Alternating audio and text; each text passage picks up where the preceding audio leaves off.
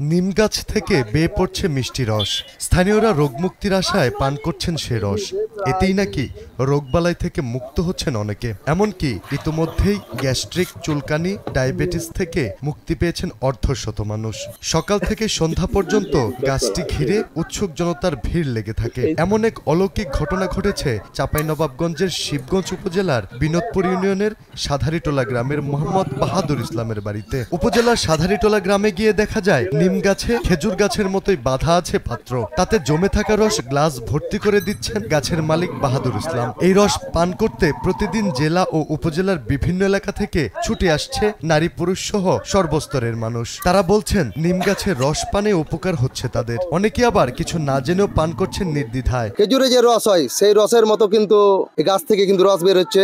খেজুর গাছের মতন রস আমরা 2.5-3 মাস থেকে রস খাচ্ছি। অসুখ বিসুখ ভালো মন্দ আপনার বিষয়ে জেনে সুস্থ পাচ্ছি আমরা খেয়ে।